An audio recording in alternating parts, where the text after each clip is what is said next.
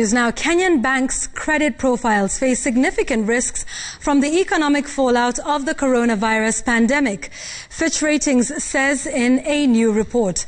According to the report, the sector's non-performing loans ratio will rise to about 15% by the end of 2020 and even higher in 2021 when debt relief measures are phased out. Faisal Ahmed has more on this report. The coronavirus shocks pose significant downside risks to Kenyan banks' credit profiles. Fitch Ratings forecasts Kenya's GDP growth to slow to 1% in 2020, a record low since 2008, as the slowdown in global trade and services hit key economic drivers such as exports, tourism and agribusiness. According to the report by Fitch Ratings, an American credit rating agency, Kenyan banks entered 2020 with an already weak asset quality, reflecting the persistently challenging economic conditions and sustained low loan growth. The sector's non-performing loan ratio was at 12% at the end of 2019 and will continue to climb given the disruption to businesses and households from the COVID-19 pandemic to about 15%, something banks are already too familiar with. It's the lowest result we have posted. This takes us back 6-7 years ago. Now 40% reduction.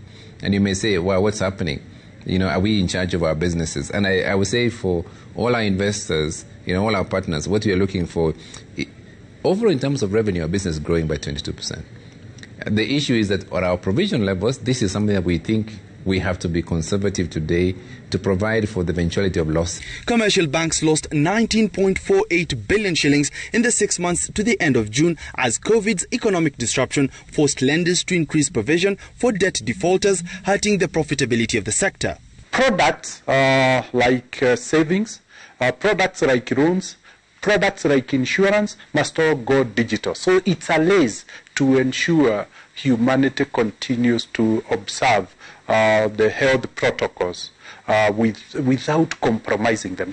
And that is what is shaping how banking will look like into the future. Further, banks' first quarter results show a sharp decline in profitability due to falling earnings, reflecting policy rate cuts, low client activity and rising loan impairment charges. Debt relief measures and subdued loan growth will also hamper profitability. The upside for the banks will be the repealing of the lending rate cap in November 2019, including being able to price risk appropriately. In the report, the most vulnerable sectors are trade, personal lending, real estate, manufacturing and tourism. Faisal Ahmed, Citizen TV, Nairobi.